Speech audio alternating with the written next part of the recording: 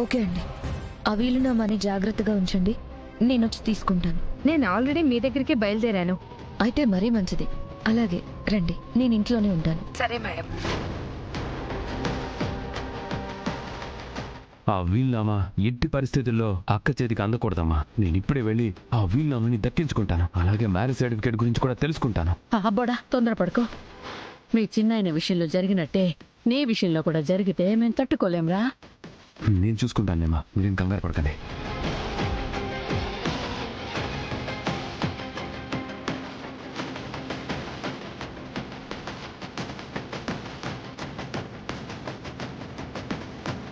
ఆ వీలునామాతో పాటు marriage certificate కూడా దొరుకుంటే బాగుండేది.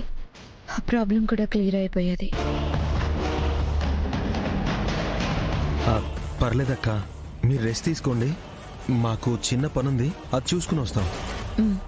వదిన పాలు తాగండి.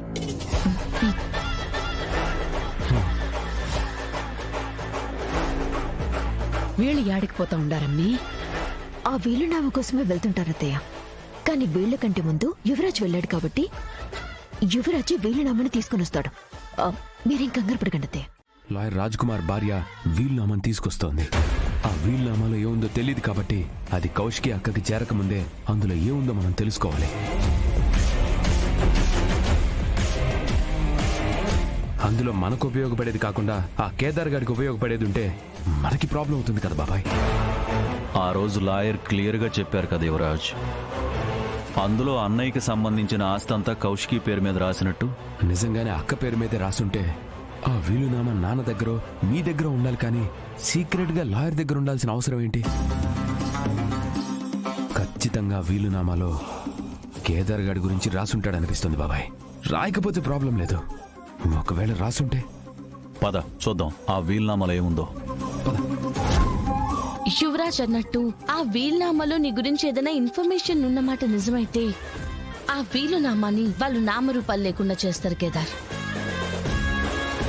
ఎలా అయినా ఆ వీలునామా యువరాజ్ వాళ్ళకి దక్కకూడదు. పద వెళ్దాం.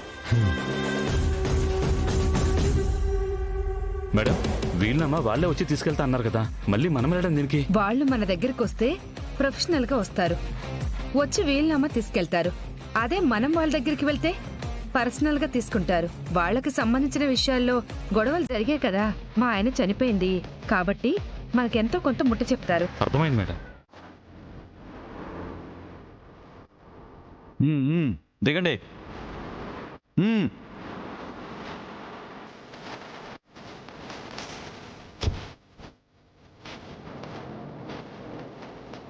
ఎవరు మీరు? ఆ ఫైల్ ఇవ్వు. ఇదొక ఫ్యామిలీకి సంబంధించింది. ఏయ్, ఫైలు కావాలా? నీకు నీ ప్రాణాలు కావాలా? ఈ ఫైల్ ఆ ఫ్యామిలీకి అందించడం నా బాధ్యత అండి. రేయ్, ఇవ్వకపోతే నిన్ను చంపుతా. మేడం, ఫైల్ ఇచ్చేయండి. మన ప్రాణాల కంటే అది ఎక్కువ కాదు కదా మేడం. ఇచ్చేయండి మేడం. యువరాజ్, ఇచ్చేయండి మేడం, ఇచ్చేయండి.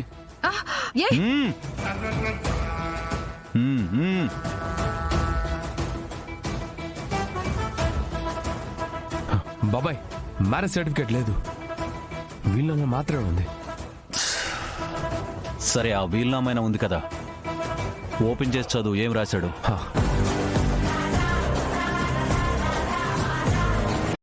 బాబాయ్, వీలునామా. రేయ్,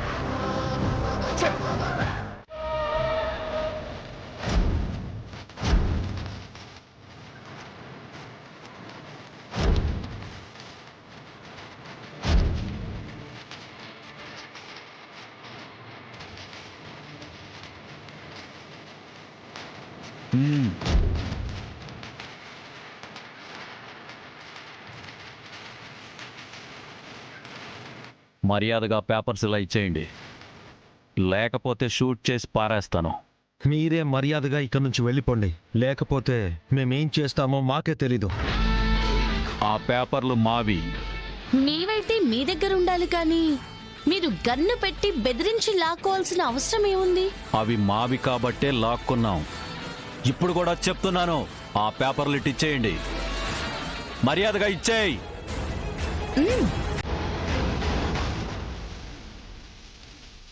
పోలీస్ స్టేషనా?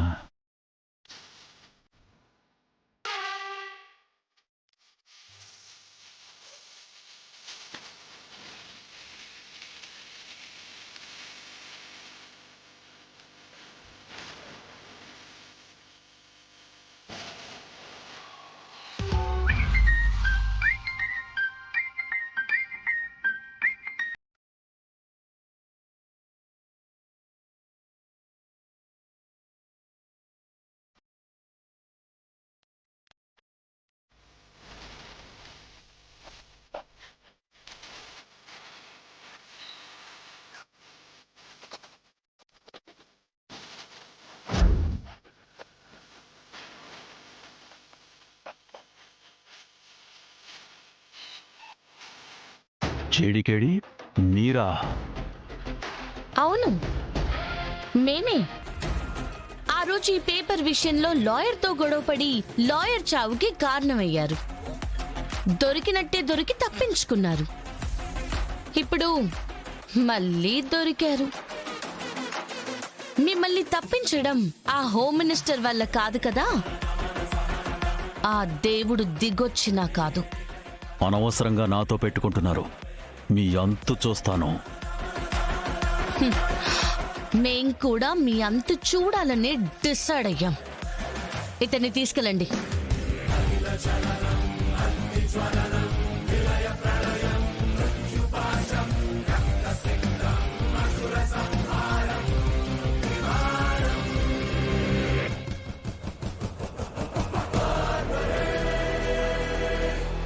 జేడీకేడీలు బాబాయ్ని అరెస్ట్ చేశారు. బాబాయ్ని అరెస్ట్ చేసింది వీల్నామాకి సంబంధించిన విషయంలోని కౌశికి అక్కకి తెలిసేలోపే టాపిక్ని డైవర్ట్ చేయాలి. ఈ విషయాన్ని నేనే ముందు అక్కకి చెప్పాలి.